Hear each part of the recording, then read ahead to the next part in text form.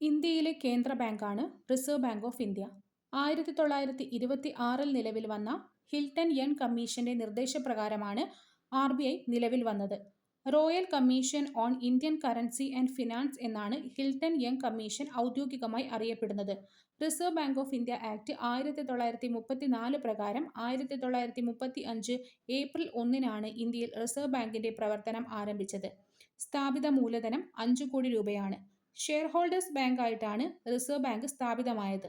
എന്നാൽ 1949 ജനുവരി 1-ന് reserve bank ദേശസാൽക്കരിച്ചു. Reserve ബാങ്കിന്റെ ചിഹ്നത്തിലുള്ള മൃഗം കടുവയും വൃക്ഷം എണ്ണപ്പനയുമാണ്. 1949 RBIയെ ഇന്ത്യയുടെ കേന്ദ്ര ബാങ്കായി ഔദ്യോഗികമായി പ്രഖ്യാപിച്ചു. ബാങ്ക് റെഗുലേഷൻ ആക്ട് പാസ്സായതും 1949-ലാണ്. 35 മുതൽ 37 വരെ 1935 മുതൽ 37 വരെ കൊൽക്കത്തയായിരുന്നു RBIയുടെ ആസ്ഥാനം. എന്നാൽ 37 മുതൽ അത് മുംബൈയാണ്.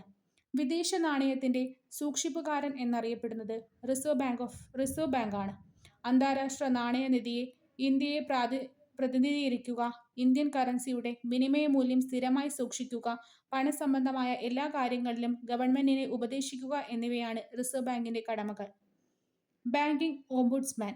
ഇന്ത്യയിലെ ബാങ്കുകളുടെ സേവനങ്ങളെ സംബന്ധിക്കുന്ന പരാതികൾ പരിഹാരം കാണുന്നതിനായി 1995 നിലവിൽ വന്നതാണ് banking ombudsman. Functions of Reserve Bank of India: note അച്ചടിക്കൽ, വായ്പ നിയന്ത്രിക്കൽ, സർക്കാരിന്റെ ബാങ്ക്, ബാങ്കുകളുടെ ബാങ്ക്, വിദേശ നാണയത്തിന്റെ സൂക്ഷിപ്പുകാരൻ, റിപ്പോർട്ട് പ്രസാധകർ. സാമ്പത്തിക സ്ഥിതി വിവരങ്ങളും മറ്റ് പ്രസിദ്ധീകരണങ്ങളും റിസർവ് ബാങ്ക് ഓഫ് ഇന്ത്യ പുറത്തിറക്കുന്നുണ്ട്. സാമ്പത്തിക ആസൂത്രണത്തിനും നയരൂപീകരണത്തിനും ഇവ സഹായകരമാകുന്നുമുണ്ട്. RBIയുടെ സബ്സിഡറീസ് ആണ് Deposit Insurance and Credit Guarantee Corporation, National Housing Bank, Bharatiya Reserve Bank Note Mudran Private Limited, National Bank for Agriculture and Rural Development. RBIയുടെ നിലവിലെ ഗവർണർ ആണ് സഞ്ജയ് മൽഹോത്ര. സഞ്ജയ് മൽഹോത്രയ്ക്ക് മുൻപ് ശക്തികാന്ത ദാസ് ആയിരുന്നു. 26-ാമത്തെ ഗവർണറാണ് സഞ്ജയ് മൽഹോത്ര. RBIയുടെ ആദ്യത്തെ ഗവർണർ സർ ഓസ്ബോൺ സ്മിത്ത്. ഇന്ത്യക്കാരനായ ആദ്യ governor CD Deshmukh. 1944 Britain Woods സമ്മേളനത്തിൽ പങ്കെടുത്തത് CD ദേശ്മുഖ് ആണ്. ഏറ്റവും കൂടുതൽ കാലം RBI ഗവർണറായത് ബെനഗൽ രാമറാവ്. ഏറ്റവും കുറച്ച് അമിതാഭ് ഘോഷ്. ആദ്യമായിട്ട് കറൻസി നോട്ടുകളിൽ ഒപ്പുവെച്ചത് ജെയിംസ് ടെയ്ലർ. സ്വതന്ത്ര ഇന്ത്യയിലെ ആദ്യ ബാങ്ക് ദേശസാൽക്കരണ സമയത്തെ RBI ഗവർണർ ലക്ഷ്മികാന്ത് ജ. RBI ഗവർണറായ ശേഷം ഇന്ത്യയുടെ പ്രധാനമന്ത്രിയായത് മൻമോഹൻ സിംഗ്. RBIയുടെ 24-ാമത്തെ governor Urjit Patel. 25 Shaktikanta Das. 26 Sanjay Malhotra. International Monetary ഫണ്ടിന്റെ എക്സ്റ്റേണൽ അഡ്വൈസറി ഗ്രൂപ്പിലേക്ക് നിയമിതനായ മുൻ RBI ഗവർണറാണ് Raghuram Rajan. I do what I do എന്ന പുസ്തകം രചിച്ചത് രഘുറാം രാജനാണ്. RBIയിൽ ഡെപ്യൂട്ടി ഗവർണറായ ആദ്യ വനിത KJ ഉദ്ദേശി. RBIയുടെ പ്രഥമ chief financial officer Sudha Balakrishnan. Methods and instrument of credit control.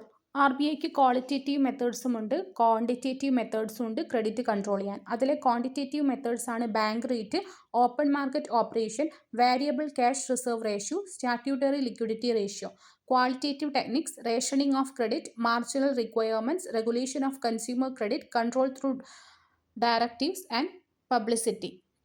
ഇതിൽ ഒരു നിശ്ചിത സമയബിന്ദുവിൽ പൊതുജനങ്ങളുടെ കയ്യിലുള്ള പണത്തിന്റെ ശേഖരണത്തെയാണ് നമ്മൾ മണി സപ്ലൈ എന്ന് പറയുന്നത്. വാണിജ്യ ബാങ്കുകളുടെ വായ്പ പ്രോത്സാഹിപ്പിക്കുകയോ നിരുത്സാഹപ്പെടുത്തുകയോ ചെയ്യുന്നതിനുള്ള മോറൽ സ്വാഷൻ RBI സ്വീകരിക്കാറുണ്ട്. ഇതിൽ RBIയുടെ ക്വാണ്ടിറ്റേറ്റീവ് ടെക്നിക്സിനെ കുറിച്ചാണ് നമ്മൾ ആദ്യം ഡിസ്കസ് ചെയ്യുന്നത്. അതിൽ ആദ്യത്തേത് CRR. വാണിജ്യ ബാങ്കുകൾ തങ്ങളുടെ മുഴുവൻ ഡെപ്പോസിറ്റിന്റെ ഒരു നിശ്ചിത ശതമാനം നിയമാനുസൃതമായിട്ട് റിസർവ് ബാങ്കിൽ കരുതൽ ധനമായിട്ട് നിലനിർത്തുന്നതിനെയാണ് നമ്മൾ CRR എന്ന് പറയുന്നത്.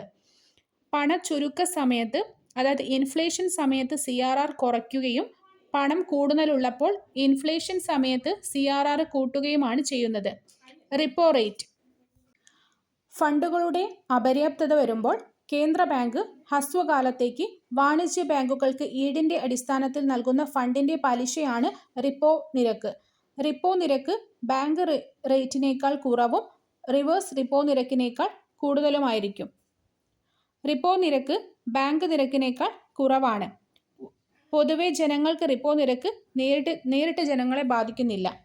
ഇനി റിവേഴ്സ് റിപ്പോ നിരക്ക്. രാജ്യത്തെ പണപ്പെരുപ്പം നിയന്ത്രിക്കുന്നതിന്റെ ഭാഗമായിട്ട് ഒരു രാജ്യത്തെ കേന്ദ്ര ബാങ്ക് നിശ്ചിത പലിശ നിരക്കിൽ വാണിജ്യ ബാങ്കുകളിൽ നിന്ന് കടം സ്വീകരിക്കുന്നു.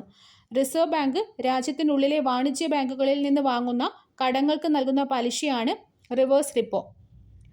തുറന്ന കമ്പോള നടപടികൾ, ഓപ്പൺ മാർക്കറ്റ് ഓപ്പറേഷൻ. സർക്കാർ ഇറക്കുന്ന കടപ്പത്രങ്ങൾ തുറന്ന കമ്പോളത്തിൽ വിൽക്കുകയും വാങ്ങുകയും ചെയ്യുന്നതിനെയാണ് നമ്മൾ കമ്പോള നടപടികൾ അഥവാ ഓപ്പൺ മാർക്കറ്റ് ഓപ്പറേഷൻസ് എന്ന് പറയുന്നത്.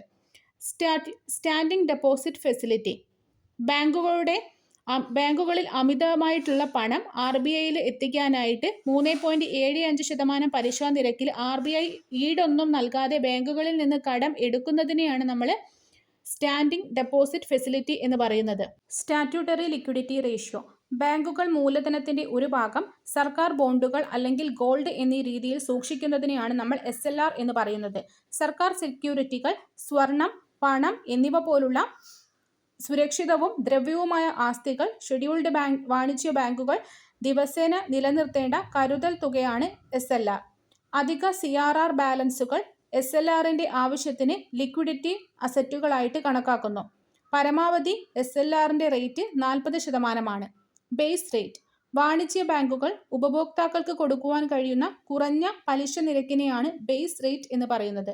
Bank rate. ഇന്ത്യയിൽ വാണിജ്യ ബാങ്കുകൾക്ക് വായ്പ നൽകുന്ന നിരക്കുകളിൽ മാറ്റം വരുത്തിക്കൊണ്ട് റിസർവ് ബാങ്ക് പണത്തിന്റെ പ്രധാനത്തെ സ്വാധീനിക്കുന്നതിനെയാണ് ബാങ്ക് റേറ്റ് എന്ന് പറയുന്നത്. ബാങ്ക് നിരക്കുകൾ സാധാരണയായി വായ്പകൾ കൈകാര്യം ചെയ്യുന്നതിനാണ് ഉപയോഗിക്കുന്നത്. ബാങ്ക് നിരക്കുകൾ പൊതുവെ റിപ്പോ നിരക്കിനേക്കാൾ കൂടുതലാണ്. Liquidity adjustment facility. ബാങ്കിംഗ് പരിഷ്കരണങ്ങളെക്കുറിച്ചുള്ള 1998 നരസിംഹ കമ്മിറ്റി റിപ്പോർട്ടിന്റെ ശുപാർശ പ്രകാരം ലിക്വിഡിറ്റി അഡ്ജസ്റ്റ്മെന്റ് ഫെസിലിറ്റി നിലവിൽ വന്നു. റിപ്പോ നിരക്ക്, റിവേഴ്സ് റിപ്പോ നിരക്ക് എന്നീ രണ്ട് ആശയങ്ങളിലൂടെ RBI ഉപയോഗിക്കുന്ന ഒരു ശക്തമായ മോണിറ്ററി പോളിസി ടൂളാണ് ലിക്വിഡിറ്റി അഡ്ജസ്റ്റ്മെന്റ് ഫെസിലിറ്റി.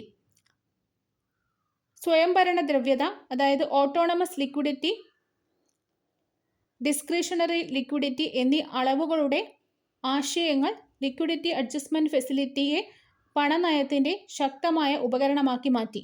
സ്വയംഭരണ ദ്രവ്യത എന്നതിനെ സെൻട്രൽ ബാങ്ക് ബാലൻസ് ഷിഫ്റ്റ് ഫോളോയിൽ ഉൾപ്പെടുത്തുന്നു.